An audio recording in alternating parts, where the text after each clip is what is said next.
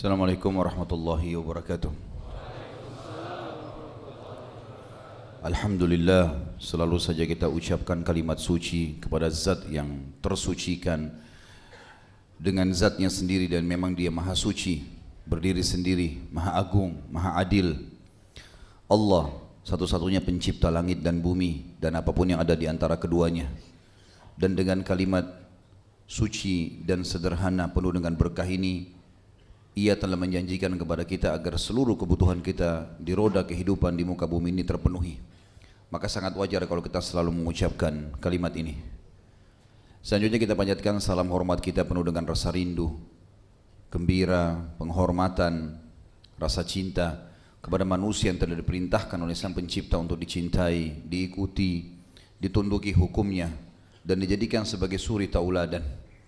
Dan juga Allah bersama malaikatnya telah mengucapkan salam hormat kepada manusia terbaik ini dan dijadikan ibadah untuk orang beriman. Maka sangat wajar kalau kita selalu mengucapkan salawat dan taslim kepada Nabi besar Muhammad sallallahu alaihi wasallam. Kita akan bahas hari ini serial sahabat dan selalu saja serial manusia-manusia terbaik ini tidak akan mendatangkan kecuali kebaikan, kemuliaan jiwa, dan munculnya keimanan yang dalam hati kita. Manusia-manusia telah dipilih oleh Sang Pencipta Allah mendampingi utusannya yang terbaik, Rasulullah sallallahu alaihi wasallam. Beruntung dan berbahagialah mereka karena memang telah melihat Nabi sallallahu alaihi wasallam, belajar langsung dari beliau dan mengikuti mereka, maka kita akan minimal sama dengan mereka. Dan ini target utamanya. Tidak ada kesuksesan teman-teman sekalian kecuali melalui para salafus saleh dari sahabat dan tabi'in, orang-orang yang telah generasi yang sangat dekat dengan Nabi SAW, dekat dengan wahyu. Dan pada hari ini kita akan bahas serial sahabat kita, seorang yang menggambarkan tentang mulianya Islam, sempurnanya Islam, dan bagaimana Islam datang memang membawa maslahat dan tidak ingin mudarat. Tidak pernah mau mengenang masa lalu seseorang, tidak mau pernah tahu seberapa besar dosa dan kesalahan yang dia lakukan. Tapi sekarang ke depan, bagaimana orang itu menunjukkan keseriusannya untuk tunduk dan patuh kepada Allah, bertaubat dari salah-salahnya atau kesalahannya, maka Islam akan memuliakannya. Seseorang yang kita bahas hari ini adalah Ikrimah bin Abi Jahal. Dan kita tahu Abu Jahal, Fir'aunnya umat ini. Bagaimana Nabi SAW memberikan julukan satu-satunya dari orang Quraisy atau orang-orang yang ada Jazirah Arab yang telah membenci Islam, julukan Fir'aun padanya. Dan kita tahu Fir'aun dikekalkan dalam Al-Quran karena buruknya sifat dan akhlaknya. Sudah luar biasa tanda-tanda kebesaran Allah datang kepadanya melalui Musa alaihissalam, tetap dia tolak, tidak mau beriman. Melihat tongkat berubah jadi ular, melihat tangan yang bercahaya, melihat sungai atau laut merah terbelah, melihat musim peceklik yang akhirnya dihilangkan dengan doa Musa alaihissalam, dan segala macam mukjizat telah datang ditolak sama dia. Sampai dia mengaku sebagai Tuhan. Bayangkan keburukan Fir'aun yang begitu luar biasa ini, Nabi SAW samakan dengan perbuatannya Abu Jahal. Padahal Abu Jahal teman-teman sekalian tidak pernah meminta atau tidak pernah menyatakan dirinya sebagai Tuhan. Dia tetap mengatakan bahwasanya Allah itu ada, dan dia tahu Rasulullah SAW utusan Allah. Tapi dia membangkang seperti membangkangnya yang lainnya, kayak Abu Lahab dan lain-lain sekalian. Tapi apa sebabnya? Kenapa dia dapat julukan Fir'aun? Padahal dia tidak mengaku sebagai Tuhan. Ternyata ada pernyataan Abu Sufyan yang menggambarkan kepada kita tentang masalah itu. Abu Sufyan pernah bertanya kepada Abu Jahal, Amr bin Hisham namanya, wahai Abu Hakam, di Mekah diberikan julukan Abu Hakam, orang yang bijaksana. Kenapa? Bagaimana pendapatmu tentang apa yang dibawa oleh Muhammad? Dia bilang, demi Allah saya tahu itu kebenaran. Lalu kenapa engkau tidak beriman? Engkau adalah raja kami. Abu Sufyan sendiri, salah satu pemimpin Mekah pada saat itu, mengakui Abu Jahal sebagai raja Mekah. Dan hampir banyak tokoh-tokoh kepala-kepala suku Mekah mengakui itu. Seperti Umayyah bin Khalaf juga mengatakan dia adalah pemimpin lembah ini, maksudnya Mekah. Jadi banyak istilah yang keluar dari mulut para pemimpin Mekah mengatakan Abu Jahal adalah raja mereka. Padahal sebenarnya tidak ada penobatan raja. Kenapa engkau tidak beriman? Bukankah kau raja kami, pemimpin kami? Kalau kau beriman maka semua akan beriman. Semua akan beriman. Perhatikan kalimat ini. Artinya besarnya pengaruh Abu Jahal sampai kalau dia syahadat, maka yang lain semua syahadat. Kalau selain Abu Jahal, pimpinan Mekah masuk Islam, banyak kita tahu. Abu Bakar juga pimpinan Mekah. Umar juga termasuk orang dikenal tokoh di Mekah. Hamzah siapa yang tidak kenal? Tapi beda dengan Abu Jahal. Dia kalau masuk Islam, semuanya masuk Islam, satu Mekah. Maka dia mengatakan, dari dulu sukuku dan sukunya Muhammad bersaing. Mereka sekali mengurus jemaah haji, siapkan makan dan minum, kami juga melakukannya. Mereka menyiapkan pasukan membela Mekah, kami juga melakukannya. Sehari buat suku Muhammad, sehari buat sukuku. Dan sekarang dari suku Muhammad keluar Nabi. Di sukuku tidak ada Nabi. Kalau aku beriman berarti sukuku akan kalah. Maka aku tidak akan pernah beriman padanya. Jadi ternyata yang membuat julukan Fir'aun berlaku pada Abu Jahal di sini karena kenapa? Dia sebenarnya tahu kebenaran dan kalau dia beriman Mekah akan terbuka tanpa ada penyerangan di tahun 8 Hijriah di bulan Ramadan dan orang-orang semua akan beriman, akan aman. Berhala akan dihancurkan. Tapi dia tidak mau. Ikrimah ini adalah anak Abu Jahal dan Abu Jahal mendidiknya luar biasa dalam masalah kekufuran. Sebagaimana ayahnya pungkiri Islam, Ikrimah juga begitu. Benci luar biasa dengan Islam. Di mana ayahnya melakukan satu perbuatan, maka dia pun ikut di situ. Ayahnya berbuat apa, dia di sebelahnya. Sampai di perang Badar, dia sempat ikut. Dan dia saksikan, ya, bagaimana ayahnya terbunuh.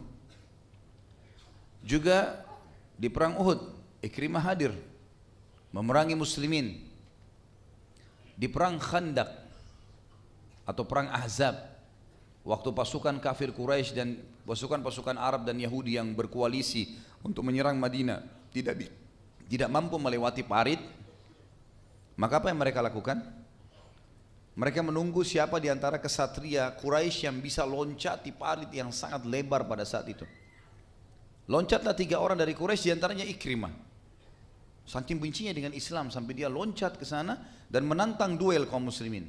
Walaupun dia tidak sempat duel karena Amr bin Wud sempat terbunuh di tangan Ali bin Abi Thalib radhiyallahu anhu ajma'in dan akhirnya Ikrimah melarikan diri. Pada saat pembebasan kota Mekah teman-teman sekalian, Mekah takluk di tangan muslimin. Nanti akan saya ceritakan sedikit historinya. Tapi Ikrimah enggak mau beriman, keluar dari Mekah, bentuk pasukan berusaha menghadang muslimin. Jadi kebencian demi kebencian yang tertanamkan dalam jiwa dia, yang ditanamkan oleh ayahnya Abu Jahal. Cukuplah dia teman-teman sekalian, cukuplah dia sebenarnya anaknya Abu Jahal. Plus lagi dia mengikuti orang-orang atau mengikuti langkah-langkah ayahnya untuk memerangi Islam. Dan saking Nabi SAW tidak ridhonya sama Abu Jahal, sampai-sampai waktu Ali bin Abi Thalib akan menikah atau ditawarkan untuk poligami menikah dengan anaknya Abu Jahal, sementara Nabi SAW masih hidup, Fatimah juga masih ada. Poligami dalam Islam halal. Nabi SAW menolak, melarang Ali bin Abi Thalib berpoligami pada saat itu. Bukan larang poligaminya tapi dengan anaknya Abu Jahal. Itu dijelaskan waktu Nabi SAW naik di atas mimbar lalu mengatakan, saya tidak melarang hukum Allah Islam poligami. Boleh, tapi tidak akan pernah bersatu antara anaknya musuh Nabi, musuh Allah dengan anaknya Nabi Allah. Pada saat itu, karena luar biasanya Abu Jahal ini pengaruhnya dalam merusak Islam gitu. Nabi SAW atau Ikrimah teman-teman sekalian, selain dia anaknya Abu Jahal dan mengikuti semua program-program Abu Jahal yang mendapatkan gelar Fir'aun umat ini, dia juga termasuk orang yang memusuhi Nabi SAW 20 tahun. Dia juga termasuk orang yang menyiksa muslimin di Mekah bersama dengan ayahnya. dia hadir di Badr, kemudian Uhud, Khandak, dan pembebasan kota Mekah. Semua ini dihadiri untuk memerangi muslimin.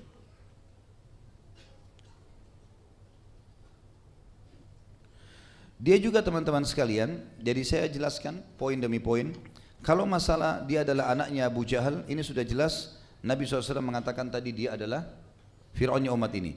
Kemudian hadirnya di Badr, dia sempat melihat bagaimana ayahnya dibunuh oleh Abdullah bin Mas'ud, dan Ikrimah pada saat itu sempat dendam dan marah sekali dengan muslimin, sehingga dia termasuk bersama Abu Sufyan yang memotivasi pasukan Quraisy untuk keluar lagi di Uhud. Untuk keluar di Uhud lagi. Kemudian dia juga sempat membawa istrinya Ummu Hakim dalam peperangan yang terkenal dengan kecantikannya, bersama dengan Hindun binti Utbah untuk memotivasi pasukan. Dan pada saat itu dia bersama dengan, waktu di perang Uhud ya, dia bersama dengan Khalid bin Walid dalam pasukan 200 penunggang kuda yang menyerang sisa 7 orang pemanah Nabi SAW di atas bukit pemanah. Dan dialah yang menyerang pasukan muslimin yang 650 orang di kancah peperangan di Badr dari belakang. Dan dia pula yang mendirikan kembali bendera Quraisy, sehingga 2000 orang yang sudah lari dari kancah peperangan kembali menyerang dari depan. Ini perilaku-perilaku sebelum Islam semua ya. Kemudian dia juga yang melompati tadi Khandak bersama Amr bin Wud, juga bersama dengan Dirar bin Khattab. Namun Amr bin Wud dikalahkan oleh Ali bin Abi Thalib. Ini sudah kita sebutkan dalam serial sahabat mulia Ali bin Abi Thalib radhiyallahu anhu majma'in. Kemudian Dirar ibn Khattab sempat dibelah tubuhnya oleh Zubair bin Awam, dan sisa Ikrimah yang sempat melarikan diri pada saat itu.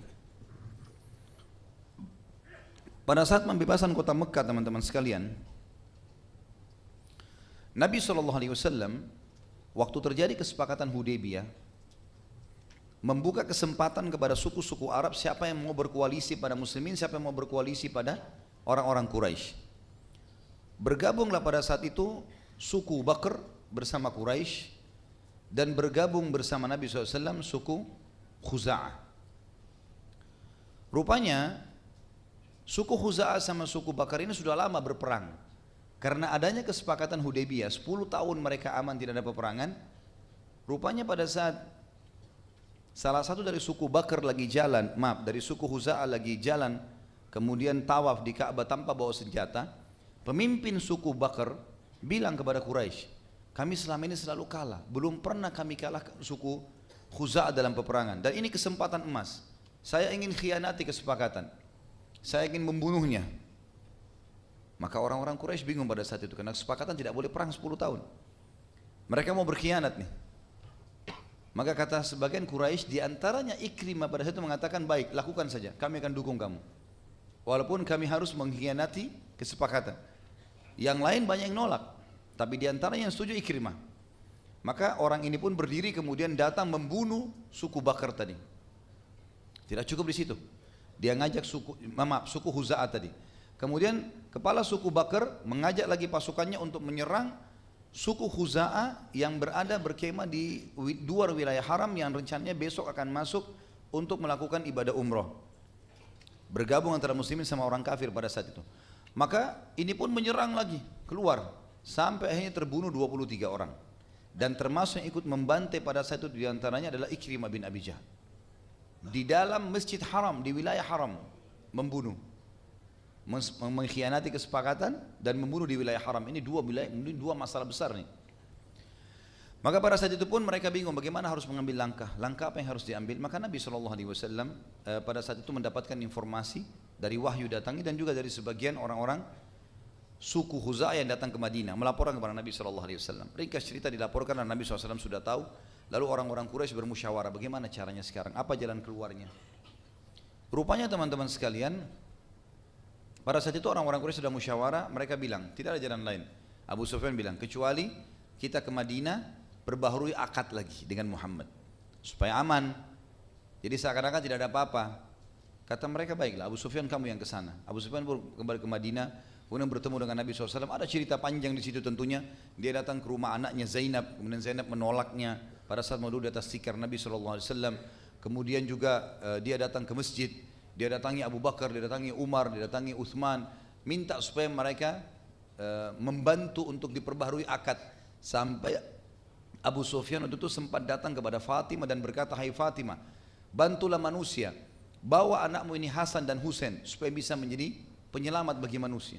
Karena dia tahu ini berbahaya, muslimin akan menyerang Mekah gitu. Ternyata tidak ada jalan lain. Lalu kemudian dia datang ke masjid lalu mengatakan, hai Muhammad, saya datang jauh-jauh untuk memperbaharui akad. Padahal Nabi SAW sudah tahu ada pengkhianatan. Kata Nabi, kenapa? Kalian buat sesuatu, buat masalah. Abu Sufyan bohong, dia bilang enggak, kita enggak buat apa-apa kok, enggak ada masalah gitu kan. Padahal sudah pengkhianatan, sudah pembunuhan di Mekah. Lalu kata Nabi SAW, kami yang di atas akad, kalian pungkiri, hianati kami perang. Kalau enggak ya sudah, tetap aja, enggak ada pembaharuan, tunggu 10 tahun gitu kan.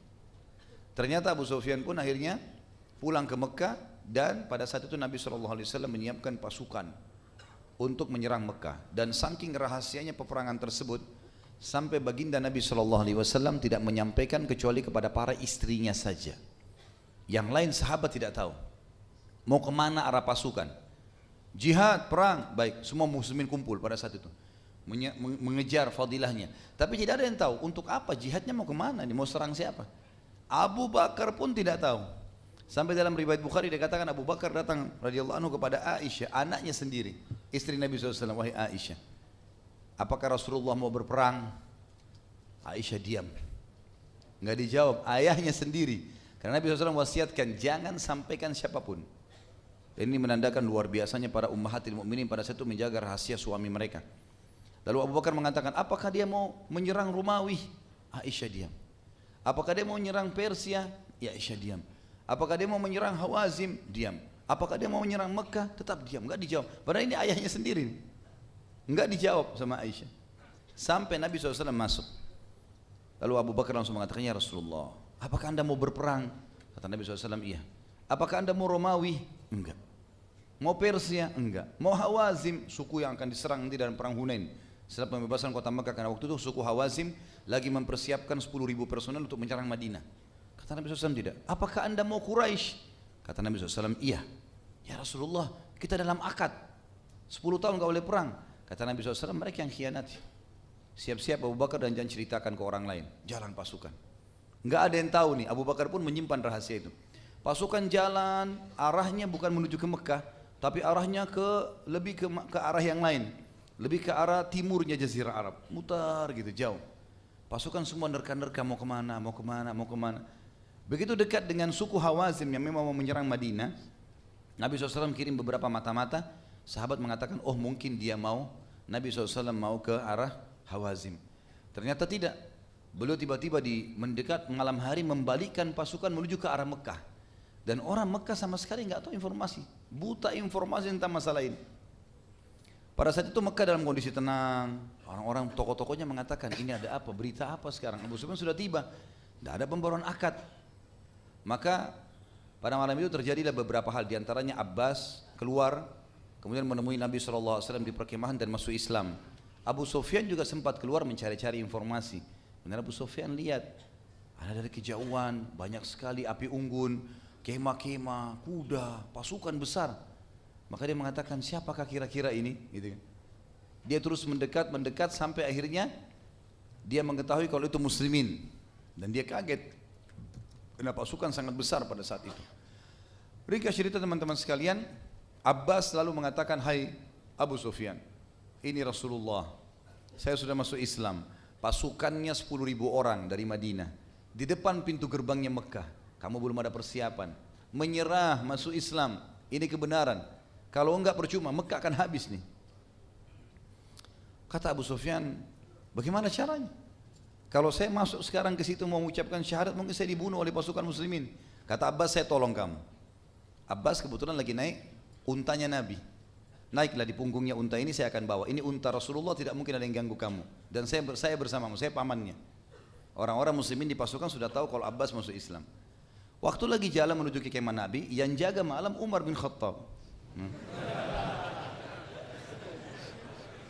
Umar begitu lihat dari jauh ragu-ragu. Untanya Nabi benar, Abbas benar, tapi di belakangnya siapa ini? Begitu Umar lihat Abu Sufyan, teriak Umar. Abu Sufyan, kepalanya orang kafir, enggak bakal bisa hidup kamu. Umar bin Khattab orangnya tinggi besar, Kuda yang dinaiki oleh Umar agak kecil waktu itu. Maka kudanya Umar lambat larinya, untanya Nabi juga karena Abbas sama Abu Sufyan dua-duanya gemuk. Berat juga unta itu. Maka dua-duanya berlomba menuju ke kemah Nabi, siapa lebih dulu sampai. Umar sudah hanusin pedang, ini kepalanya Abu Sufyan harus melayang ini. Pas tiba di kemah, subhanallah, untanya Nabi lebih dulu sampai, beberapa langkah. Masuk kemah, begitu masuk kemah Umar juga masuk. Abbas bilang, ya Rasulullah, Abu Sufyan datang mau masuk Islam. Umar mengatakan, ya Rasulullah, kepala kekufuran. Datang menyerahkan dirinya sendiri. Tunggu apa lagi ya Rasulullah? Perintahkan, saya tebas nih. Kata Nabi SAW, biarkan hai Umar. Bagaimana ceritanya? Maka Abu Sufyan bilang, ya kami datang untuk menyerahkan Mekah, entah saya tidak tahu kenapa seperti ini. Tapi rupanya Abu Sufyan masih ragu pada saat itu. Ini benar gak jumlahnya muslimin, betul gak kuat gitu lah. Tapi dia ketakutan, dia mau keluar saja dari kemah gitu kan. Maka dia bilang, baiklah saya akan syahadat Abu Sufyan. Tapi waktu itu dikatakan masih dalam kondisi hanya karena ketakutan, belum tahu.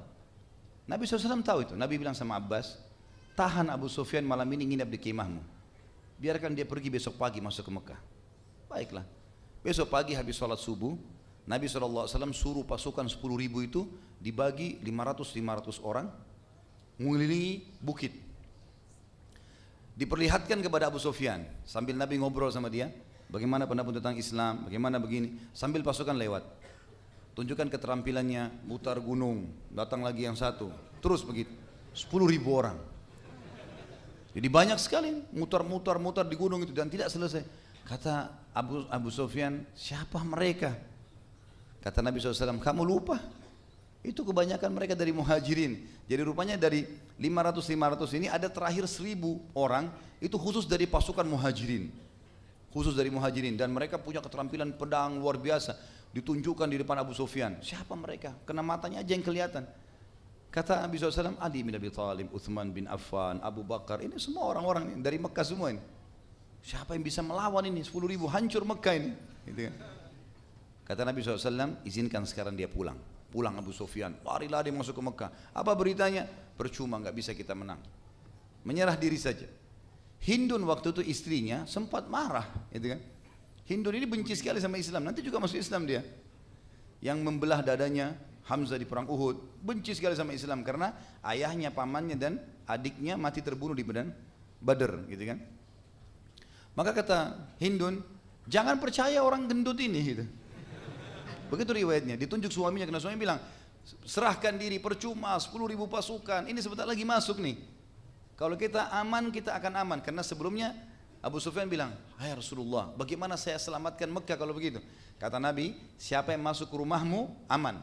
Karena Abbas sempat bisikin Nabi, ya Rasulullah, Abu Sufyan ini suka dengan jabatan, kedudukan. Beri dia jabatan supaya Islamnya kokoh, dia masih mu'allaf.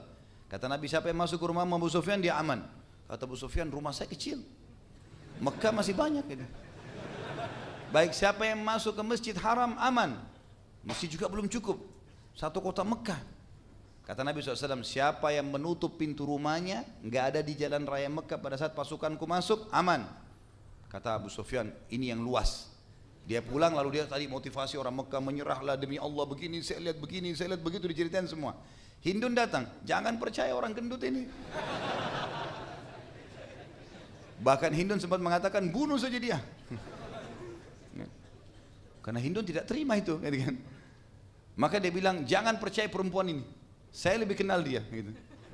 Ini istri saya. Kalau kalian percaya saya sebagai pemimpin, percayalah ini yang terjadi. Kalau kalian nolak, sebentar lagi habis semua ini. Siapa yang masuk ke rumahku akan aman. Orang-orang Mekah bilang, kecil rumahmu Abu Sufyan. Siapa yang masuk Masjid Haram aman, masjid juga masih kecil. Siapa yang tutup pintu rumahnya aman. Maka semua orang masuk ke dalam rumahnya. Tertinggal beberapa orang saja pada saat itu yang tidak masuk dalam rumah, seperti diantaranya ayahnya Abu Bakar. Ya. Abu Bakar namanya Abdullah bin Abi Quhafa. Abi Quhafa ini adalah ayahnya Abu Bakar yang sudah sangat tua, rambutnya semua putih, alisnya putih semua, sampai dia harus dipandu baru bisa jalan. Dan ini ulama masukkan dalam fadilah Abu Bakar karena Abu Bakar memiliki satu-satunya sahabat yang 4 generasi semuanya masuk Islam. Ayahnya, Abu Bakarnya, anaknya Abu Bakar, cucunya Abu Bakar. Semuanya masuk dalam kategori sahabat, masuk Islam gitu kan. Yang jelas Abi Quhafa sempat ditangkap di pinggir jalan lalu kemudian digendong oleh Abu Bakar, dibawa ke Nabi SAW, lalu Nabi SAW mengatakan, kenapa orang tua kamu biarkan ya datang kepada kami, biar kami yang datang. Abu Bakar mengatakan, ya Rasulullah, dia lebih layak datang kepada anda. Lalu Abi Quhafa masuk Islam, dan di situ keluarlah hadis Nabi SAW mengatakan, karena rambutnya putih semua, warnahilah, bawa dia kepada istrinya, suruh warnahi rambutnya selain warna putih, diwarnai warna hitam, warna merah selain hitam ya, hitam nggak boleh. Maka keluar hadis tentang masalah pewarnaan rambut pada saat itu. Yang jelas Nabi SAW waktu masuk ke Mekah tidak ada perlawanan, beliau memberikan instruksi. Ada 10 orang, 10 orang. Dimanapun kalian dapat dia, bunuh. Walaupun mereka bergantung pada kiswahnya Ka'bah. 10 orang ini nggak bisa lolos, harus ditangkap, bunuh. Gitu kan? Begitu instruksi Nabi SAW. Dan 10 orang ini teman-teman sekalian, yang pertama namanya disebut Ikrimah bin Abi Jahal. Ini tokoh yang sedang kita bahas nih. Nama yang paling pertama Nabi SAW sebut Ikrimah, karena dia sangat benci Islam. Dan ternyata pada saat itu satu-satunya yang menyusun pasukan.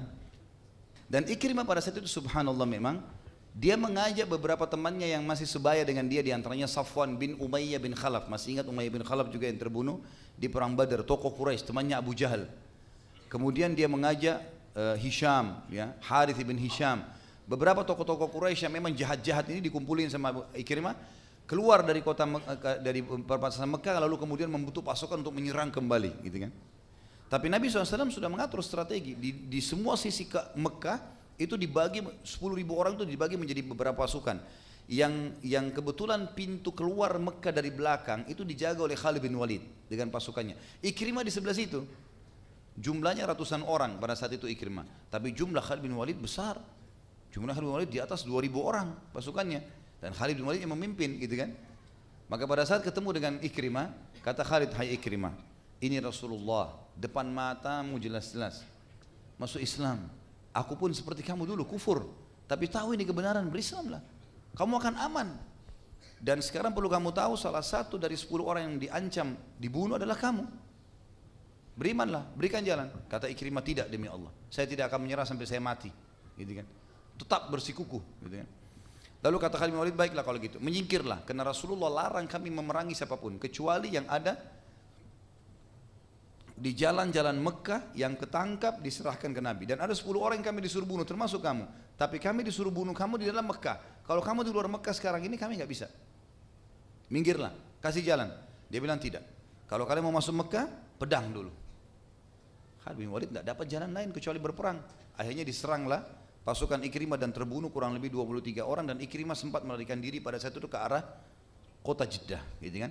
Yang jelas dia sempat melarikan diri. Nanti kita kembali ke kisahnya. Orang yang kedua yang disuruh bunuh oleh Nabi SAW adalah Abdullah bin Khattal.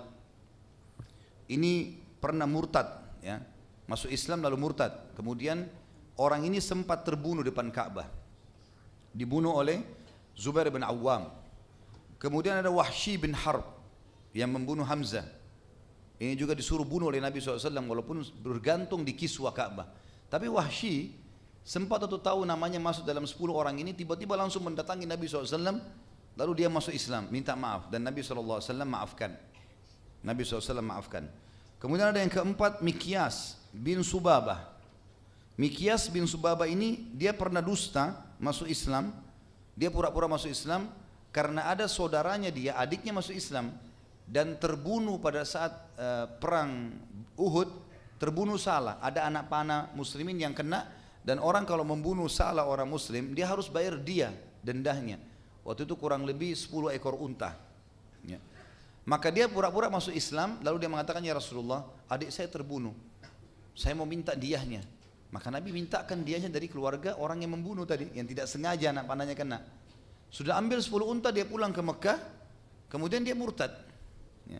Ini namanya Mikyas, dan ini mati juga terbunuh, ya, di depan Ka'bah, dibunuh oleh Numailah bin Abdullah radhiyallahu anhu. Kemudian ada yang kelima adalah Habbar ibn Aswad bin Muttalib. Habbar ini bin Aswad bin Muttalib ini sempat menghadang Zainab anak Nabi SAW pada saat akan hijrah hingga keguguran. Karena lagi hamil, kemudian jatuh dari untahnya dan keguguran. Namun ia sempat masuk Islam dan Nabi SAW maafkan. Yang keenam, Ka'ab ibn Zuhair. Ka'ab ibn Zuhair bin Abi Sulma al-Muzani. Ka'ab ibn Zubair bin Abi Sulma al-Muzani. Ini penyair yang selalu menghina Islam.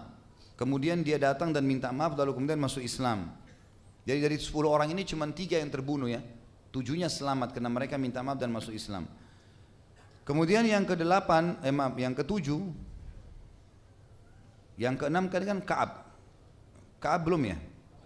Sudah. Ikrimah bin Abi Jahal, Abdullah bin Khattal, Wahsy bin Harb, Mikyas bin Subabah, kemudian Habbar bin Aswad bin Muttalib, kemudian Ka'ab bin Zuhair, ya. Penyair yang menghina Nabi SAW atau Islam kemudian masuk Islam. Kemudian yang ke-7, Abdullah bin Sa'ad bin Abi Sarh. Ini agak unik ceritanya nih. Abdullah bin Sa'ad bin Abi Sarh ini, dia adalah saudara susunya Utsman bin Affan. Dia pernah masuk Islam teman-teman sekalian di Madinah. Setelah masuk Islam, karena dia pintar nulis, maka dia disuruh nulis wahyu oleh Nabi SAW. Dia termasuk penulis wahyu. Setelah dia diberikan kesempatan nulis wahyu, beberapa ayat ditulis sama dia di tulang-tulang unta pada saat itu, di pelapa-pelapa kurma, di batu gitu kan. Kemudian dia kembali ke Mekah, izin sama Nabi SAW dengan alasan mau kunjungi keluarganya. Ternyata dia sampai Mekah, dia iklankan dia murtad. Dia iklankan dia murtad. Dan dia mengiklankan informasi yang buruk, karena dia mengatakan kalau Al-Quran yang saya tulis saya ubah-ubah. Bodoh tuh muslimin tuh, tertipu dengan saya. Maka Nabi SAW menjawab mengatakan, demi Allah dia yang dusta, dia tidak mengubah sama sekali Al-Quran. Nah ini karena dia ubah Al-Quran, maka Nabi SAW suruh bunuh dia. Ini saudara sepupunya Nabi. Waktu pembebasan kota Mekah, rupanya dia lagi pergi sembunyi. Utsman bin Affan cari, karena ini saudara susunya. Sampai ketemu, kata Utsman, percuma kau lari. Kau masuk dalam 10 orang yang diperintah membunuh, saya enggak akan bunuh kamu, karena kau saudara susu saya. Sekarang ketemu Nabi minta maaf, ada beberapa orang minta maaf, dimaafkan. Masuk Islam. Dia bilang baiklah, bagaimana caranya? Saya takut terbunuh di tengah jalan. Kata Utsman pakai cadar, disuruh pakai cadar, suruh pakai imamah yang besar, kemudian masuk dalam kemah Nabi SAW. Kebetulan di dalam kemah Nabi ada beberapa sahabat dan salah satu ada sahabat yang sempat mengatakan, ya Rasulullah, kalau saya ketemu sama Abdullah, walaupun saya temui dia di kiswanya Ka'bah, saya akan penggal lehernya. Kata Nabi SAW, lakukan, karena memang ini orang boleh dibunuh kan? Ini orang boleh dibunuh. Waktu masuk dalam kemah, Utsman langsung bilang, tahu nanti bahaya nih, ya Rasulullah. Yang bercadar sebelah saya ini adalah Abdullah bin Sa'ad bin Abi Sarh, saudara sepupu saya, yang pernah masuk Islam murtad. Terimalah Islamnya ya Rasulullah. Lalu Abdullah karena ketakutan, sodorkan tangannya, minta sama Nabi SAW terima Islamnya. Nabi ternyata enggak mau terima tangannya. Nabi SAW tidak terima tangannya, Nabi diam. Ini saudara sepupunya Utsman bin Affan, gitu kan? Utsman yang bawa. Kata Utsman, ya Rasulullah, Abdullah sudah datang mau masuk Islam, terimalah. Bukan sifatnya Nabi nih, Nabi biasanya pasti langsung menerima, gembira gitu kan. Dia ulurkan lagi tangannya, Nabi tolak lagi yang kedua kali. Enggak sama sekali Nabi salaman sama dia. Orang semua bingung, apa yang harus dilakukan, kenapa Nabi begini. Mereka juga tidak ada yang berpikir untuk ambil inisiatif apa gitu kan. Yang ketiga kali Utsman mengatakan, ya Rasulullah, Abdullah sudah datang mau bertaubat, terimalah, tolong terima gitu. Abdullah ulurkan lagi tangannya mau salaman sama Nabi, mau minta syahadat, Nabi enggak terima. Nabi tetap diam aja. Nabi enggak kasih tangannya. Akhirnya yang keempat kali Utsman mengatakan, ya Rasulullah, terimalah demi saya. Maka Nabi SAW waktu Abdullah ulurkan tangannya, pegang syahadat. Waktu keluar Utsman sama Abdullah, kata Nabi SAW, bukankah di sisi kalian ini ada orang-orang yang berakal? Masa kalian tidak lihat tadi saya tolak sampai 3 kali dia syahadat? Mestinya satu orang berdiri bunuh dia. Iya. Karena orang ini harusnya dibunuh. Maka Nabi menghadap ke seorang sahabat yang tadi sempat bersumpah, ya demi Allah ya Rasulullah, kalau saya ketemu Abdullah di kiswah bergantung saya bunuh, saya penggal lehernya. Kata Nabi, kau kan sudah janji mau bunuh gitu. Kata dia, ya Rasulullah, saya enggak mengerti. Coba anda memberikan saya isyarat mata saja, saya langsung penggal ya Rasulullah. Tapi sekarang sudah syahadat, sudah enggak bisa. Kata Nabi, tidak layak Nabi memberikan isyarat mata untuk membunuh. Nah, Bunuh-bunuh, jelas bahasanya Nabi. Enggak gitu kan. Tapi sudah masuk Islam. Ini kisah berhubungan dengan Abdullah, bagaimana dia selamat gitu. Kemudian selanjutnya yang ke-8 Safwan bin Umayyah bin Khalaf. Safwan ini anaknya Umayyah bin Khalaf yang memang membenci Islam juga, mati terbunuh di perang Badar ayahnya. Dan dia bersama Ikrimah membentuk pasukan untuk menyerang dari luar Mekah gitu kan. Tapi ini akhirnya istrinya yang masuk Islam duluan, lalu kemudian melobi Nabi SAW untuk bisa memaafkan dan memberikan keamanan untuk Safwan, dan akhirnya diterima oleh Nabi SAW. Yang ke-9 Hindun binti Utbah. Hindun binti Utbah ini istrinya Abu Sufyan gitu kan? Yang tadi suruh bunuh Abu Sufyan ya. Maka Hindun ini Nabi SAW masukkan satu-satunya perempuan yang boleh dibunuh ya. Yang lain 9 orang ini semua laki-laki, karena ini pembenci Islam. Dia bisa menjadi motivator besar untuk menyerang Islam gitu.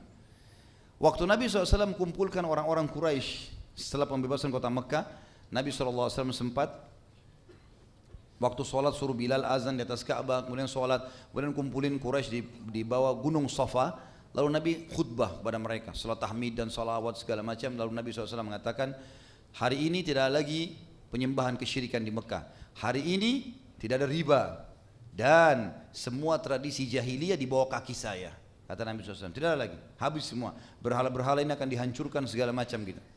Lalu Nabi SAW ringkas cerita tentunya mengatakan kecuali, kena riwayat ini panjang, kecuali pengurusan jemaah haji dan pengurusan Ka'bah, Masjid Haram, itu tetap berlaku dalam Islam.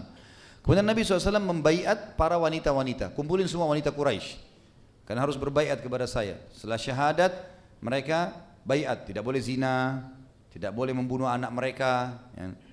Kemudian mereka tidak boleh buat syirik dulu, tidak boleh berzina, tidak boleh membunuh anak mereka karena miskin. Rupanya waktu perempuan-perempuan ini berbondong-bondong masuk, Hindun menyelinap masuk di situ. Hindun kan disuruh bunuh, maka dia menyelinap dan mereka pakai cadar, nggak ketahuan. Maka waktu Nabi SAW mengatakan, kalian harus membaiat, tidak boleh buat syirik. Rupanya Hindun nyeletuk di tengah-tengah saf perempuan nih, ngomong. Dia mengatakan, ya Rasulullah, belum syahadat dia nih, ya Rasulullah gitu. Kalau seandainya Tuhan kami berguna buat kami, maka pastilah akan bisa menolong kami hari ini. Karena sebelum kejadian bayat ini, Nabi SAW keliling Ka'bah, tawaf, ada 370 sekian berhala, 360, itu Nabi pecahin semua. Dan Nabi SAW jalan dengan tongkat, belum Nabi sentuh, berhalanya jatuh, pecah semua, hancur, dan hancurnya jadi batu-batu kecil. Sampai Nabi tinggalkan Hubal, patung yang paling besar, diikat dengan rantai-rantai yang besar, patungnya besar. Nabi SAW biarkan terakhir itu. Orang-orang Quraisy lihat Tuhannya sudah hancur semua, terakhir Hubal. Nabi ambil tongkatnya lalu tusuk matanya sambil mengatakan, wa qul ja'al haqqu wa zahaqal batil innal batila kana zahuqa. Katakanlah hai Muhammad, bahwasanya kebenaran telah datang dan kebatilan akan luluh, hancur. Pasti akan hancur kebatilan itu. Lalu Nabi tusuk matanya, goyang patung Hubal kiri kanan, kemudian jatuh jadi pecah, gitu kan? Jadi hancur. Maka tidak ada lagi Tuhannya Quraisy, nggak ada lagi yang mereka bisa sembah mulai hari ini, karena harus buat patung baru. Kalau ini sudah nggak bisa. Maka Hindun rupanya nyaut, dan suaranya Nabi kenal di tengah-tengah perempuan. Ya Rasulullah, karena Nabi bilang baiatnya jangan sembah berhala, jangan syirik. Dia bilang, ya Rasulullah, kalau seandainya Tuhan kami bermanfaat, tentu saja akan bermanfaat buat kami hari ini. Kata Nabi SAW, Hindun, ada tengah-tengah perempuan, langsung dia bilang, asyhadu an la ilaha illallah wa anna Muhammad Rasulullah. Syahadat langsung. Dia tahu syahadat menyelamatkan ini. Maka Nabi SAW memaafkan. Ya. Nabi SAW memaafkan. Ini orang yang ke-9. Tapi dia masih mu'allaf, baru masuk Islam. Nabi bilang, yang kedua, tidak boleh berzina. Kata Hindun, ya Rasulullah, apakah ada wanita bebas berzina? Karena yang kumpul semua kebetulan bukan budak, istri-istri pemuka Quraisy. Tradisi mereka di Mekah, walaupun zina merajalela, tapi perempuan bebas mustahil zina. Aib bagi mereka gitu. Nabi SAW cuma senyum saja. Karena Hindun ini baru masuk Islam, sekarang jeletuk lagi. Lalu kata Nabi SAW, yang ketiga, jangan bunuh anak kalian karena takut miskin. Kata Hindun, ya Rasulullah, kami telah besarkan anak kami dan kalian bunuh di Badr.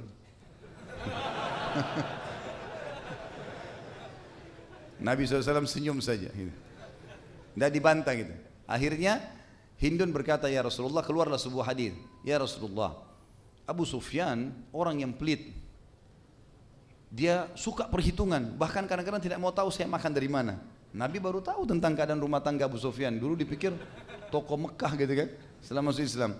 Boleh nggak saya ambil sebagian hartanya ya Rasulullah? Sebagian hartanya saya boleh ambil nggak? Untuk kebutuhan saya, kata Nabi SAW, ambil secukupnya dan jangan lebih. Kalau lebih kau zalim, kebutuhanmu saja. Kalau betul-betul dia tidak kasih. Ya. Yang ke-10 adalah Huwairith bin Nuqaiz. Huwairith bin Nuqaiz ini dia pernah mencelakakan untanya Abbas. Dan pada saat itu di atas unta ada Fatimah dan Ummu Kalthum, anak Nabi SAW. Dan ini juga yang terbunuh. Ini yang orang ketiga yang terbunuh. Dari tadi yang terbunuh Abdullah bin Khattal. Ini adalah tadi yang murtad kemudian dibunuh dekat Ka'bah oleh Zubair bin Awam. Ada Mikyas bin Subabah. Ini akhirnya dibunuh oleh Numailah bin Abdullah.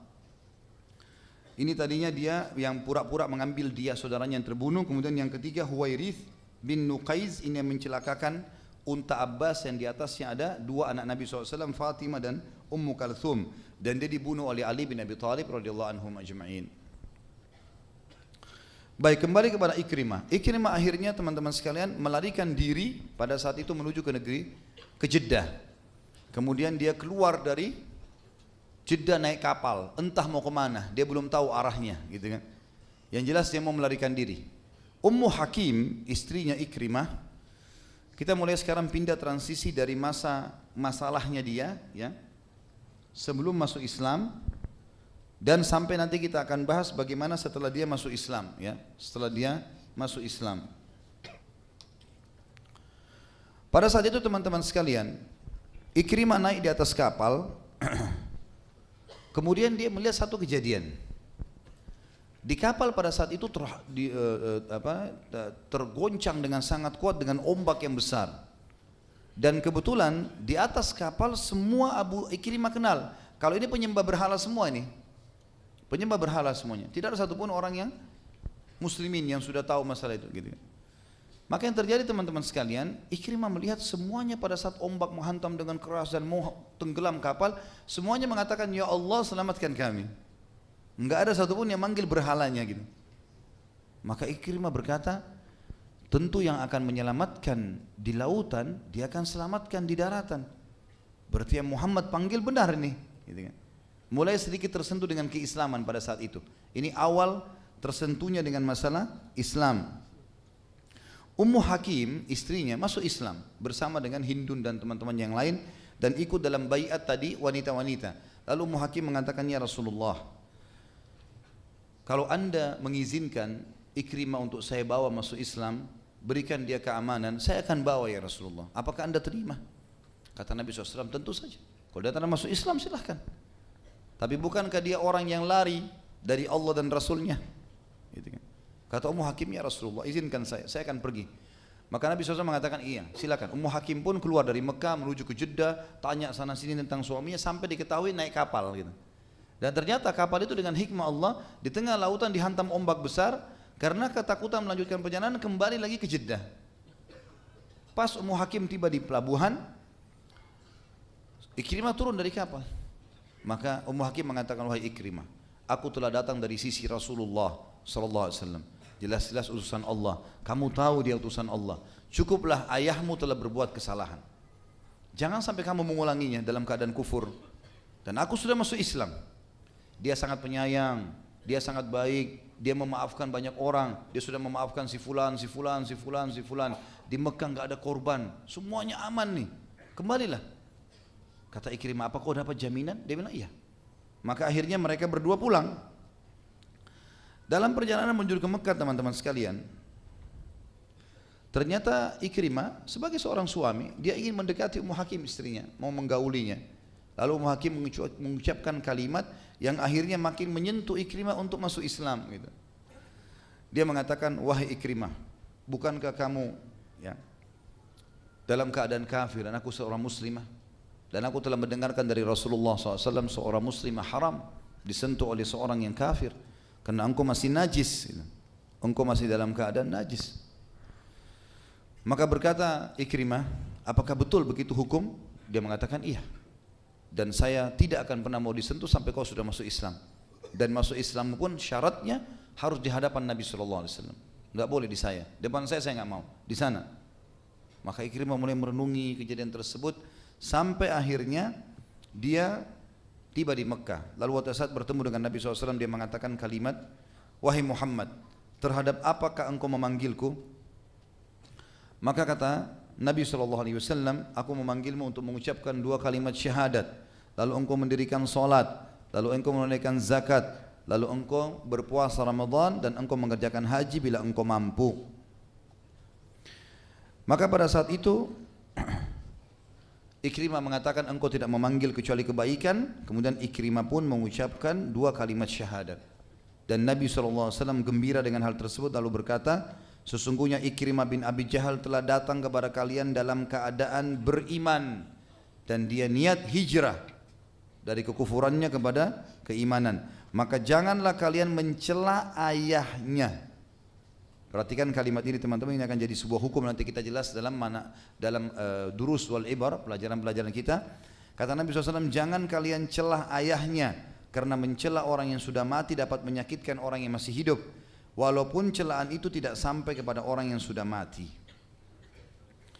Maka Nabi SAW juga mengucapkan di depan para sahabat supaya jengkel mereka hilang kepada Ikrimah yang tadinya memang memerangi Islam. Selamat datang pengendara yang berhijrah. Ikrimah lalu bertanya, apakah anda memberikan aku jaminan ya Rasulullah? Kata Nabi SAW, iya. Ikrimah teman-teman sekalian, setelah masuk Islam, ada hal mendasar yang perlu kita ketahui.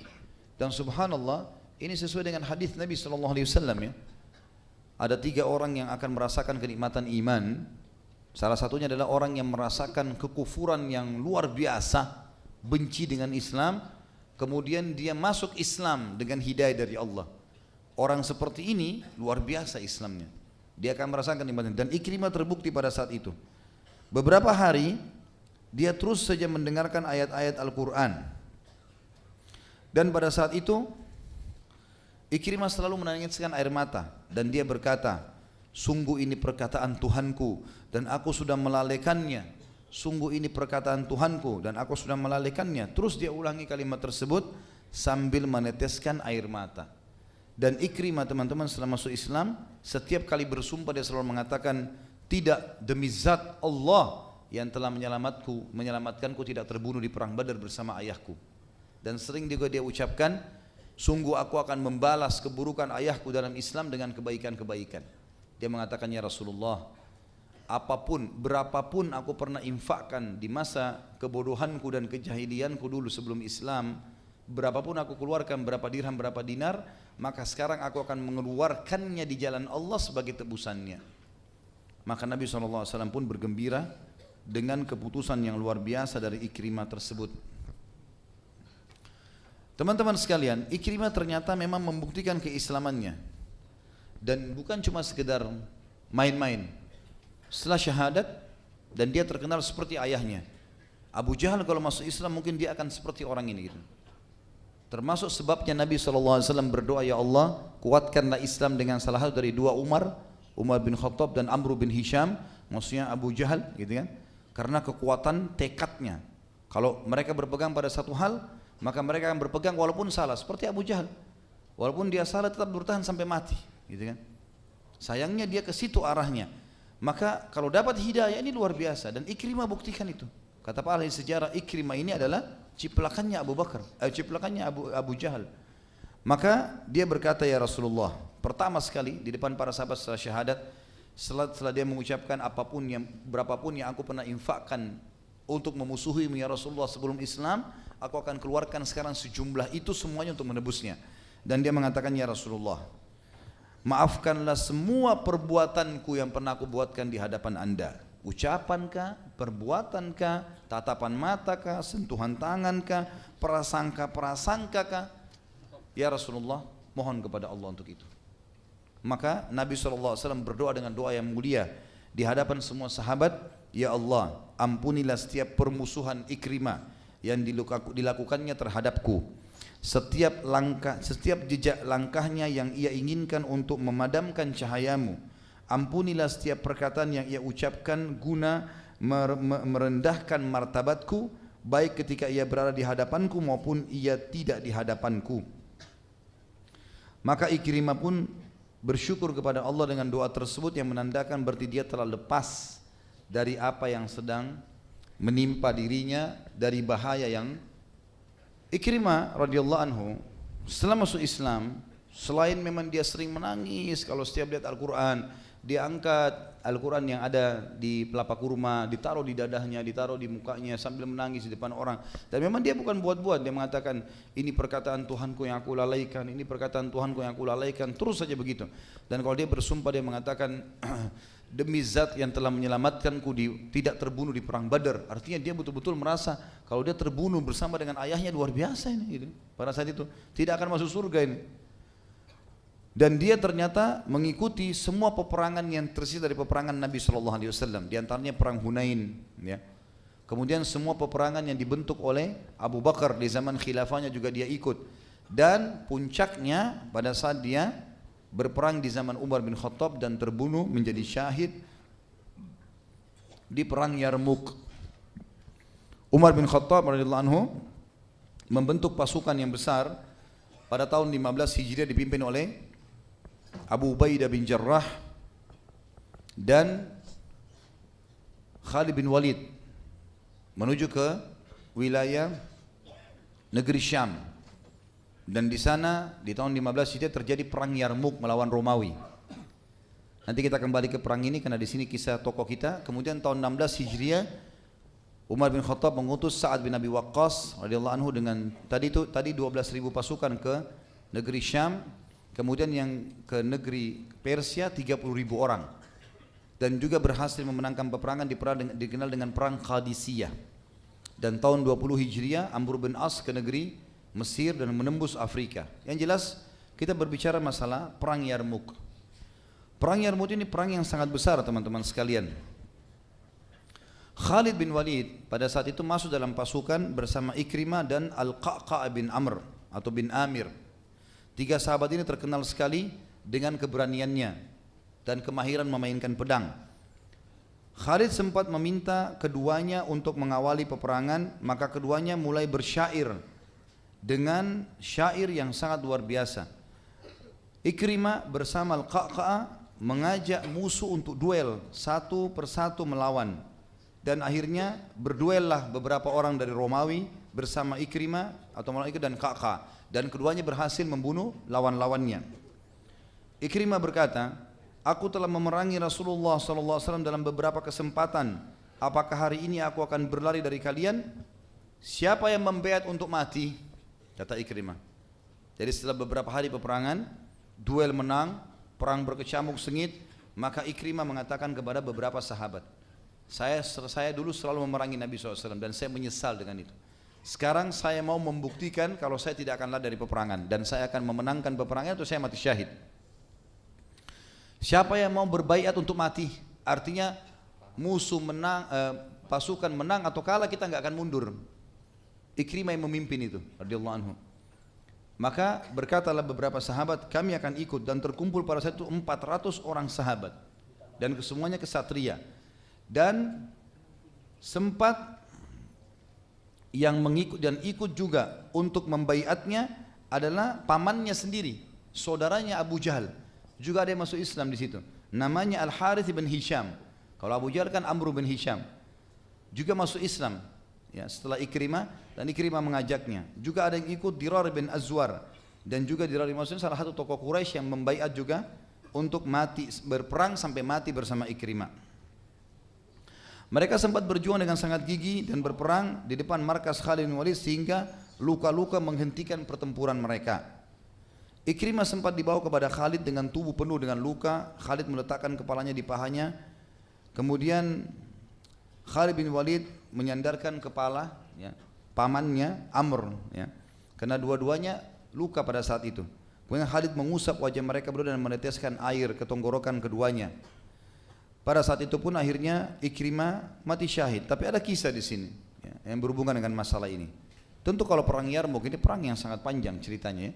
Perang sangat panjang, tapi yang jelas kita masuk kepada inti bahasannya. Nabi SAW, Khalid bin Walid pada saat itu mengetahui kalau Ikrimah dan 400 orang yang sudah minta mati. Memang mereka tidak mau kembali. Jadi Khalid bin Walid sebagai pemimpin tidak sengaja, dengan sengaja memang tidak mengatakan mundurlah. Walaupun di malam hari mereka mau menyerang diizinkan saja. Biasanya harus instruksi pemimpin. Dan ternyata Ikrimah bersama dengan pamannya Amr terluka pada malam hari, dan akhirnya Khalid bin Walid sampai tadi meletakkan di pahanya, kemudian meminumkan air dan sempat mati syahid. Riwayat yang lain menjelaskan ada 3 orang sahabat yang kehausan, dan kisah masyhur tentang 3 orang ini, diantaranya Ikrimah.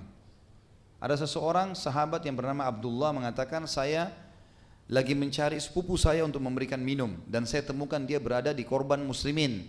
Kemudian saya membawa jek airnya. Pada saat saya mau minumkan dan dia mengatakan air kehausan, maka dia mendengar, saya juga mendengar suara muslim yang lain di sebelahnya mengatakan air. Lalu dia berkata kepada saya, wahai sepupuku, berikanlah kepada saudara kita itu dulu. Kemudian saya pun membawa air ke sana. Kemudian saya mau minumkan, begitu saya mau minumkan ternyata terdengar suaranya Ikrimah. Kemudian Ikrimah, orang ini mengatakan berikanlah minum kepada orang itu. Pada saat tiba di Ikrimah, baru mau dituangkan air sudah meninggal, mati syahid, gitu kan. Kemudian dia bilang saya kembali ke orang kedua juga sudah mati. Saya kembali ke sepupu saya sudah meninggal.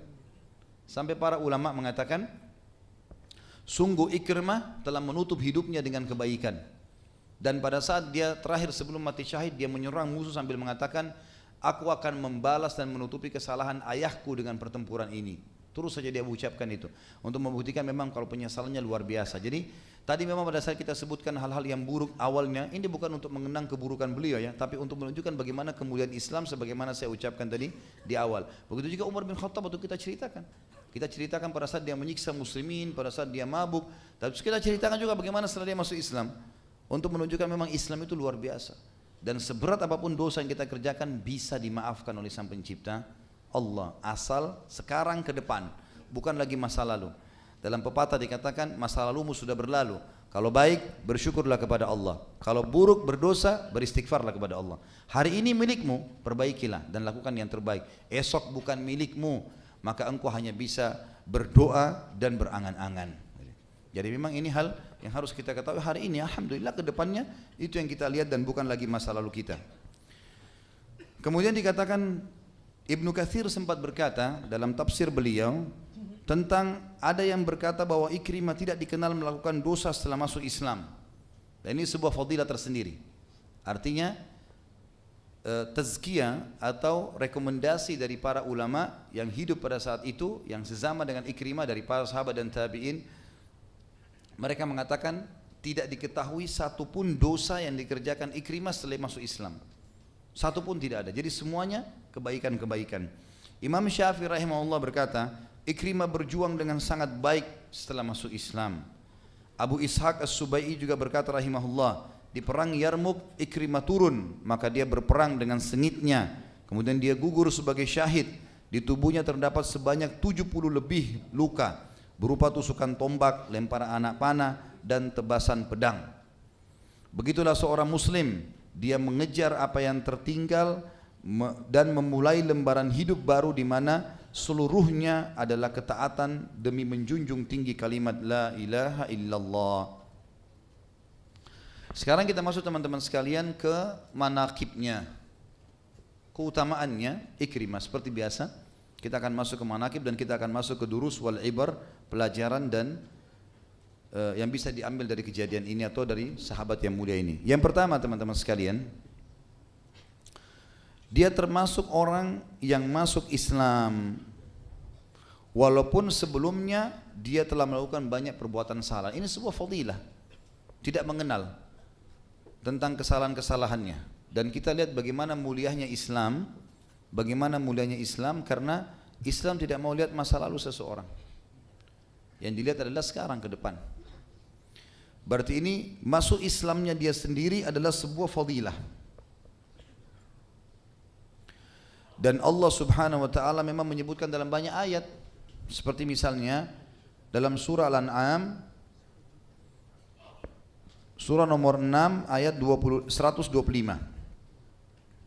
A'udzu billahi minasyaitonir rajim. Faman yuridillahu an yahdiyahu yashrah sadrahu lil Islam. Wa man yurid an yudillahu yaj'al sadrahu dayyikan harajan ka'annama yas'adu fis sama'. Kadzalika yaj'alullahu rijza 'alal ladzina la yu'minun.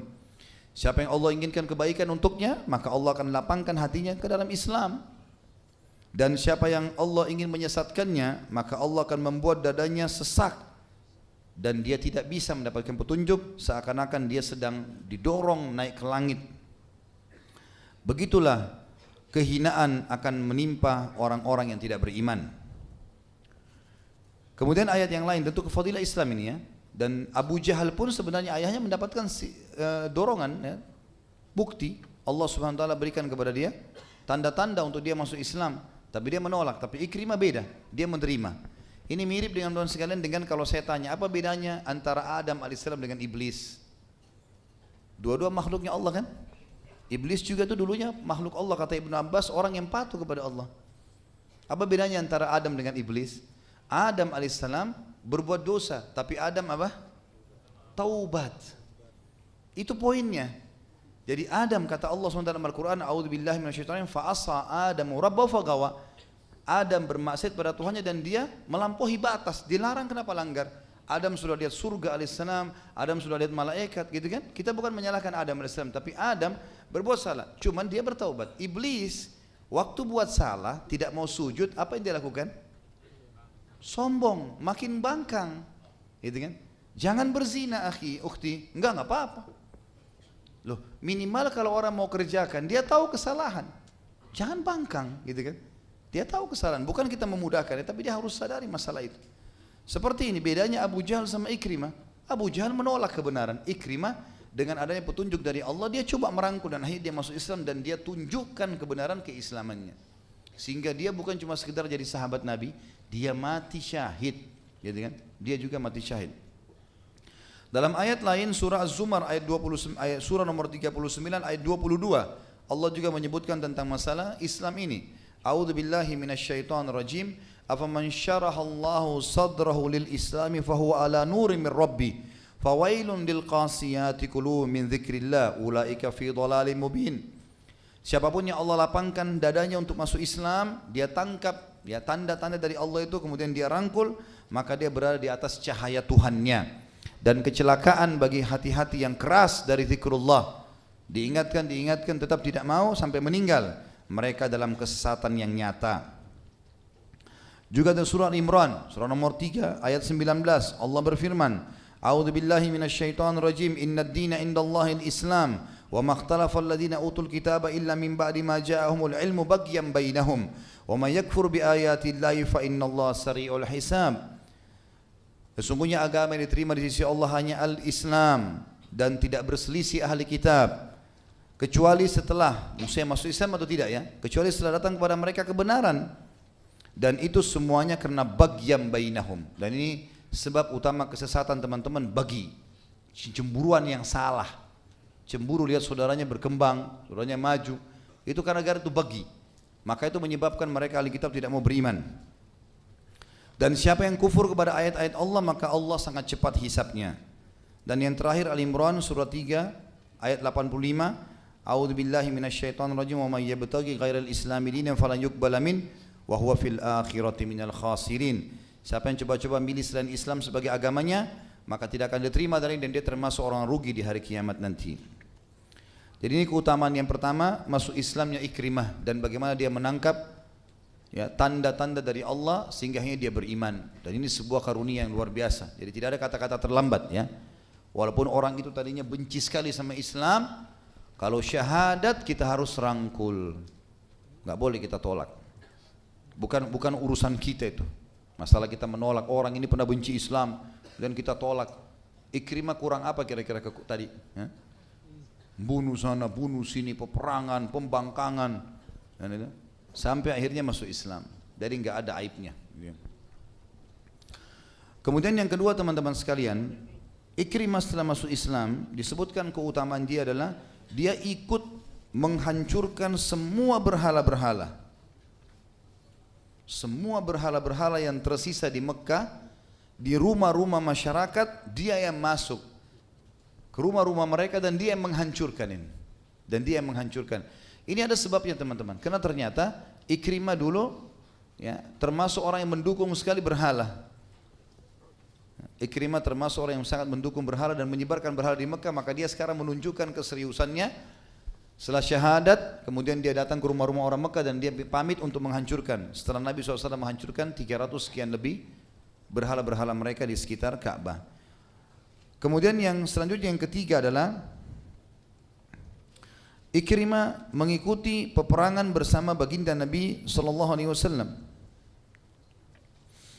dan juga mengikuti peperangan bersama Abu Bakar, peperangan bersama Umar. Tapi peperangan yang diikuti bersama Nabi SAW tidak banyak. Yang ada hanya perang Hunain. Perang Hunain. Ya, ini perang melawan suku Hawazim tentunya. Ini kalau teman-teman ikuti di YouTube nanti ada ceramah saya insyaAllah. Setelah pembebasan kota Mekah ada bahasan tentang perang suku Hawazim ya, atau perang Hunain. Dan dia di situ punya peran yang sangat besar ya, karena dia termasuk berada di pasukan, di bagian depan pasukan, dan memang dia banyak berperan untuk mengalahkan musuh-musuh. Kemudian selanjutnya yang keempat adalah Nabi SAW setelah melihat keseriusannya dalam Islam, maka pernah menugaskan Ikrimah di musim haji, terutama di Haji Wada, untuk mengumpulkan zakat, dan dia menyempurnakan tugasnya. Tentu yang memegang zakat ini tidak boleh orang sembarangan, dia bisa menipu ya. Maka di sini Nabi SAW menunjukkan, memberikan tazkiyah kepada muslimin untuk menunjuk Ikrimah supaya bisa bertugas mengumpulin zakat. Dia harus kuat secara fisik. Kadang-kadang ngumpulin zakat sendirian atau 2 orang saja pergi, dan dia membawa harta yang banyak, bisa ada perampok tengah jalan. Ini menandakan kekuatan fisik, menandakan keterampilan perang ya. Kemudian amanahnya, ini semua berkumpul.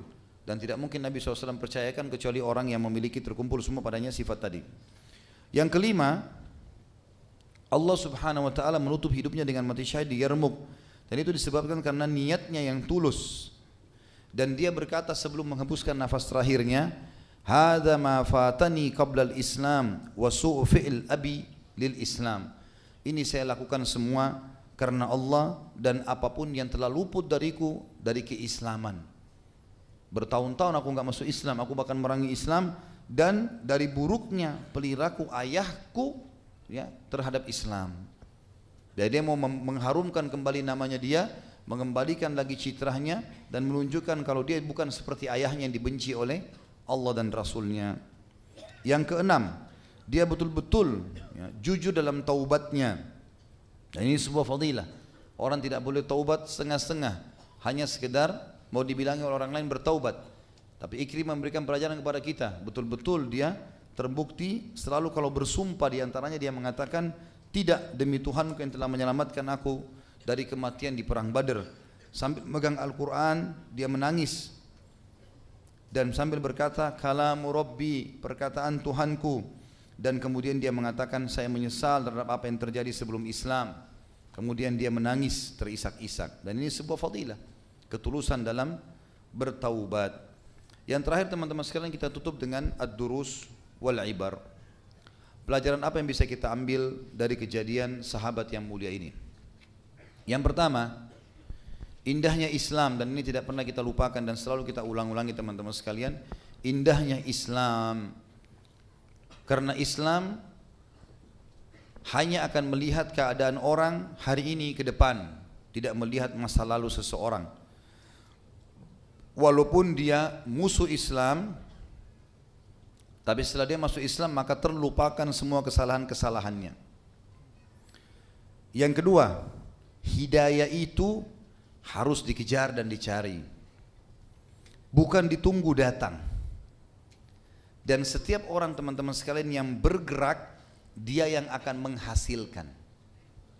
Kalimat ini penting. Setiap orang yang bergerak, dia yang akan menghasilkan. Orang yang tidak bergerak teman-teman sekalian tidak akan ada hasil karyanya. Mengkhayal kalau cuma duduk, kemudian mengatakan nanti kalau ada kesempatan, nggak bisa. Bergerak, tunjukkan sesuatu, lakukan walaupun belum maksimal. Nanti masalah dia berkembang itu urusan nanti. Yang penting sekarang ke depan ada sesuatu yang kita kerjakan. Dan orang yang menunggu tidak akan mendapatkan apa-apa. Dan kita lihat di sini banyak sekali contoh hadis-hadis Nabi SAW riwayat Bukhari Muslim. Bagaimana pernah waktu Nabi SAW menyuruh sahabat sedekah, sedekah, sedekah, gitu kan? Ada sahabat-sahabat yang miskin datang dari luar Madinah, bajunya cuma satu lembar kain, jadi kalau terhempas dengan angin kelihatan. Muka mereka hitam kemerah-merahan karena susahnya hidupnya, miskin. Nabi SAW naik mimbar lalu memotivasi sahabat untuk supaya bersedekah, bersedekah, bersedekah, bersedekah. Sahabat berlumba-lumba nih, sahabat berlumba-lumba bersedekah, gitu kan? Sampai maksudnya di sini Nabi SAW motivasi agar sahabat berlumba-lumba bersedekah. Ternyata teman-teman sekalian, pada saat Nabi SAW sudah mengatakan bersedekahlah dan selamatkan diri kalian dari api neraka walaupun dengan secuil kurma. Artinya kalau di rumah kalian ada satu kurma, cuma bisa disedekahkan secuil kuku kecil, nggak apa-apa, sedekahin. Selamatkan diri kalian itu. Kalau tidak punya, minimal dengan kalimat yang baik. Artinya sampaikan, doakan saudara kita yang miskin itu supaya mereka dikeluarkan dari masalahnya. Lalu ternyata ada satu sahabat, waktu itu dia buka surbannya, dia letakkan di lantai masjid, kemudian dia menaruh sumbangannya mengatakan, ya Rasulullah, ini di jalan Allah. Tapi saya tidak temukan namanya sahabat ini tentunya. Yang jelas satu orang sahabat berinal mengatakan atau meletakkan itu. Lalu yang lainnya pada ikut-ikutan meletakkan itu. Apa kata Nabi SAW? Man dalla ala khairin kana lahu mithlu ajri fa'ili min ghairi an yanqus min ajri fa'ilihi syai'a. Siapa yang menunjukkan kebaikan, dia akan dapat pahala orang yang mengikutinya tanpa dikurangi sedikit pun dari pahala orang yang mengikutinya. Jadi perhatikan di sini apa yang kita ambil pelajaran teman-teman dari riwayat, kejelian sahabat yang bersegera melakukan kebaikan sehingga orang lain ikuti. Bergerak. Dalam pepatah bahasa Arab dikatakan taharrak fa inna fi harakati barakah. Bergerak, buat sesuatu, lakukan. Jangan cuma nunggu saja. Hasil kerja orang yang kita mau banggakan tidak ada gunanya. Dulu ibu saya rajin baca Quran, itu ibumu. Kamu bagaimana? Dulu ayah saya rajin sholat malam, itu ayahmu. Kamu bagaimana? Adik saya hafal Quran, adikmu. Kamu bagaimana? Dalam pepatah bahasa Arab juga lain dikatakan laisal fata man yaqulu kana abi kada wa kada walakinnal fata man yaqulu ha ana dza. Bukan seorang anak muda yang cerdas yang mengatakan dulu ayahku begini dan begitu, tapi dia yang cerdas adalah yang mengatakan ini loh saya sekarang, ini hasil saya. Ingat sekali lagi, petunjuk pahala didapatkan dengan bergerak, bekerja, bukan dengan malas-malasan. Ini poin penting, dan itu yang Ikrimah lakukan. Setelah dia masuk Islam, dia tunjukkan itu, dia bergerak, dia ikut berjihad sampai terbunuh mati syahid. Yang ketiga, taubat adalah jalan pintas untuk menuju kepada keselamatan, dan dia membersihkan semua masalah yang lalu-lalu. Taubat ini teman-teman sekalian sebuah, kalau saya bahasakan, kapal yang akan menyelamatkan kita di lautan yang luas dan kita tidak punya pegangan yang lain. Itu taubat. Hanya dengan menyesali, ya. Tinggalkan dosa, sesali, janji sama Allah tidak ulangi. Detik itu kita meninggal, maafkan sama Allah, masuk surga. Kenapa nggak mau taubat ini? Kalau ada orang mengatakan kan mudah taubat Ustaz, nanti aja kita taubat. Baik, daripada antum terjerumus dalam dosa, lebih baik isi dengan amal soleh. Lebih baik isi dengan amal soleh. Daripada 3 jam bersihnya di hotel, lebih baik pakai 3 jam pengajian. Artinya lebih baik kepada ini. Walaupun nanti dia terbuka pintu taubatnya. Karena orang yang 3 jam pada saat kita lagi zina di hotel itu, dia pakai 3 jam itu ibadah kepada Allah, dia lebih tinggi dari kita derajatnya. Padahal kita bisa buat hal yang sama kan. Dan setiap kali mau berbuat dosa tanya begini, kalau saya tidak lakukan kenapa? Tanya diri sendiri. Diajak berzina, kalau saya tidak lakukan kenapa? Enggak apa-apa, mata kita enggak buta, tangan enggak putus, kaki enggak putus, enggak apa-apa. Malah nyaman, gitu kan? Diajak oleh teman-teman ke diskotik, kita enggak pergi. Kenapa kalau enggak pergi? Enggak ada apa-apa. Minum susu hangat, tidur cepat, bangun sholat tahajud, bagus. Iya kan? Lah ya, coba renungi deh. Artinya larikan kepada hal yang positif, gitu kan? Karena enggak ada waktu teman-teman. Ada waktu kita untuk bermain-main, enggak ada waktu, umur jalan terus. Sampai kapan kita mau? Kita mau hidup terus? Enggak mungkin.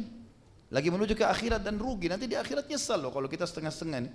Karena derajat yang tinggi bisa kita dapatkan hanya karena kita malas saja tidak dapat. Sampai dalam sebuah hadis qudsi, Hadis sahih riwayat Bukhari Muslim, Nabi SAW bersabda, Allah berfirman, Allah akan berbicara, Nabi SAW mengatakan Allah berbicara dengan seorang penghuni neraka yang paling rendah siksaannya. Artinya dianggap paling rendah ini berat sekali. Karena ada hadis lain yang berbunyi juga bahwasanya orang, hadis sahih riwayat Muslim, hadis riwayat Bukhari Muslim, orang yang paling rendah azabnya adalah Abu Talib, karena diberikan 2 sendal dari api neraka yang membuat otaknya mendidih. Tapi hadis ini menjelaskan kepada kita, Allah bicara dengan orang yang paling rendah siksaan di neraka lalu berkata padanya, kalau seandainya sekarang ini kau punya dunia dan seluruh isinya, dunia dan seluruh isinya, semua kau milikin, seluruh negeri ini, seluruh benua punya dia, semua hewan-hewan punya dia, semua pohon-pohon punya dia, udara, api, semua punya dia. Apa kau mau tebus siksaanmu di neraka dengan itu? Kata dia, iya ya Allah. Kalau saya punya semua saya bayar, yang penting saya selamat dari neraka. Kata Allah, saya dulu minta sama kau waktu di dunia lebih rendah daripada itu.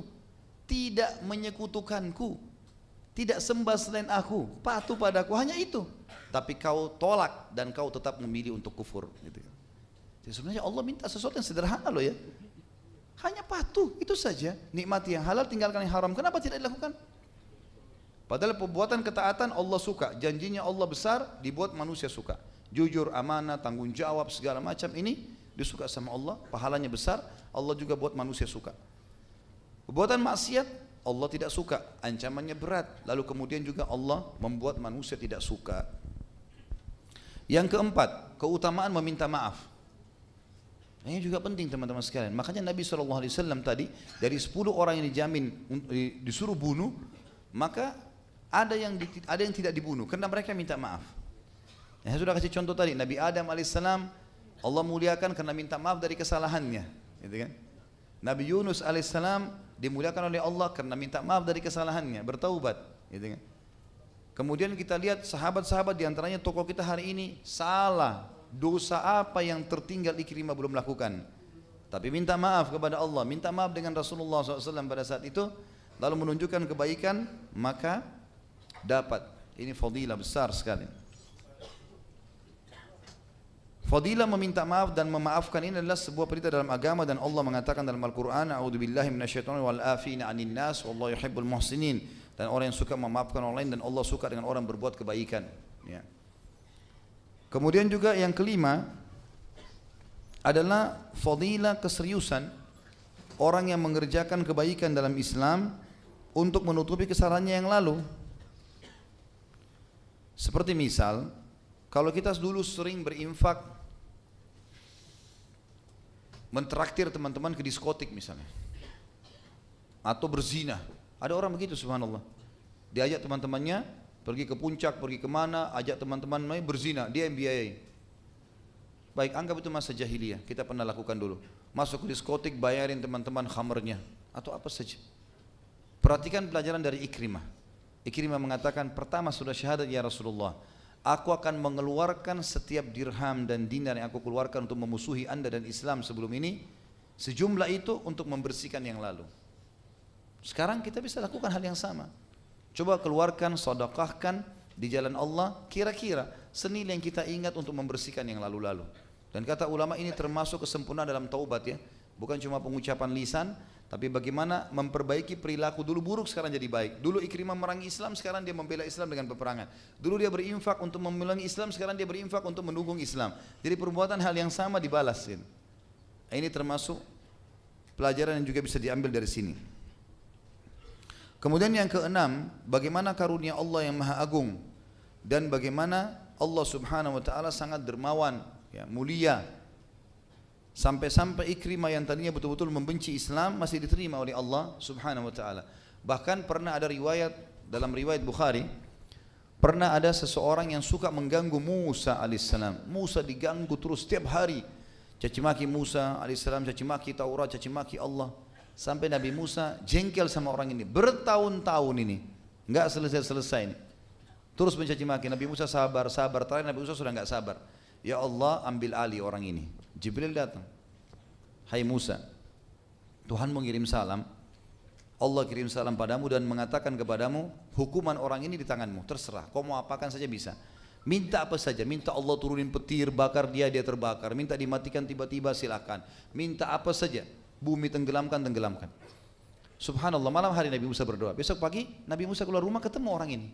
Caci maki lagi, ya, benci sama Musa AS. Nabi Musa sudah tidak sabar, sudah dapat izin tadi malam, maka Musa mengatakan, ya ard khudhi, wahai bumi tenggelamkan orang ini.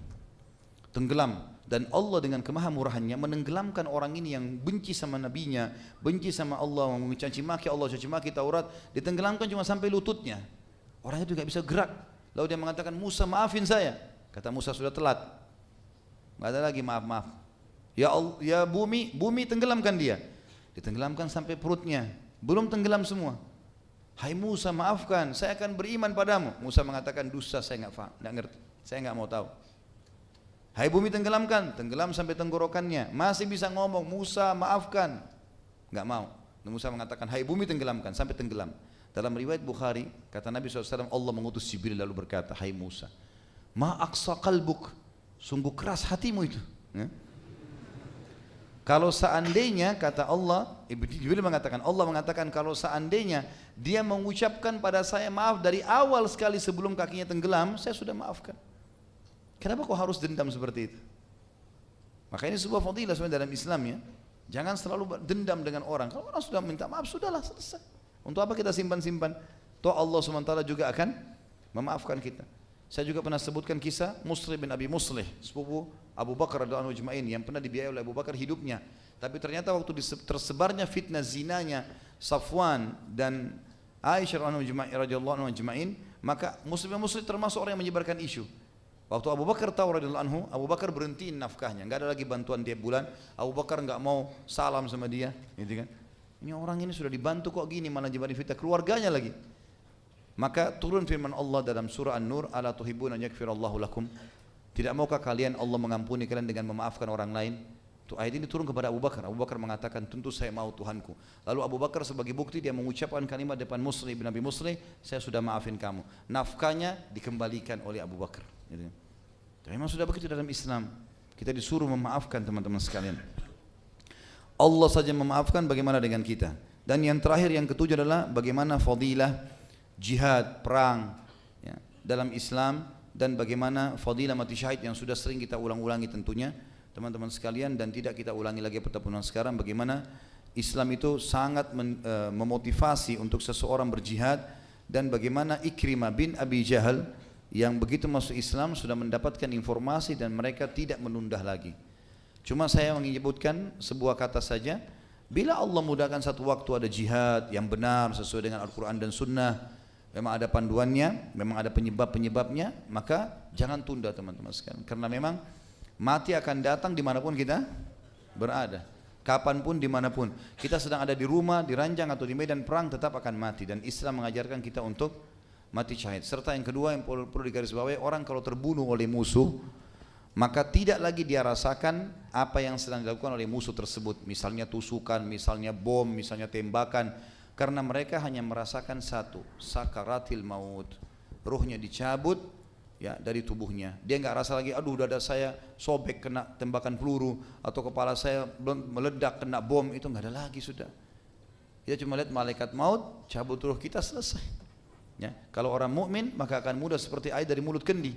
Dan kata Nabi SAW, semua orang merasakan sakaratil maut kecuali syahid yang hanya merasakan seperti gigitan semut saja, gitu kan. Sedikit sekali, kemudian baru dia mati. Belum lagi dia pada saat keluar ruhnya, maka akan dibawa, ditaruh dalam pelatuk burung yang berwarna hijau yang keliling-keliling di surga. Semua selain syahid ada di alam barzah di kuburan, tapi mereka ini sudah keliling-keliling di surga. Dan banyak sekali fadilah-fadilah yang sudah kita sebutkan pada pelajaran-pelajaran kita yang sebelumnya. Allahu a'lam. Mungkin itu saja, saling bersabar insyaAllah dan berta'awun dalam kebaikan. Kita berdoa kepada Allah SWT, semoga majlis kita diberkahi olehnya dan dijadikan sebagai tambahan amal kita pada hari kiamat. Dan semoga saja semua amal yang pernah kita kerjakan dan akan kita kerjakan sampai menjelang ajal datang, semuanya diterima dengan kemahamurahannya. Dan semoga semua dosa yang pernah kita kerjakan sekecil sampai sebesar apapun, terutama yang hadir dalam majlis kita ini dan yang mengikuti acara kita di medsos, semuanya dimaafkan dan diganti menjadi pahala dengan kemahamurahan Sang Pencipta Allah. Dan kita berdoa agar Indonesia diberikan ketentraman, kemakmuran, kedamaian, juga dijadikan muslimin agar bersatu di bawah ukhuwah Islamiyah, diangkat perselisihan di antara mereka, dan juga Allah Subhanahu wa taala mengirimkan kepada mereka pemimpin yang adil, yang muslim, yang kembali kepada Al-Qur'an dan Sunnah. Dan juga kita memohon kepada Allah Subhanahu wa taala agar kita semua disatukan di surga Firdaus tanpa hisab, sebagaimana disebutkan di majlis ilmu yang mulia ini. Subhanakallahumma bihamdika asyhadu an la ilaha illa anta astaghfiruka wa atubu ilaik. Wassalamualaikum warahmatullahi wabarakatuh.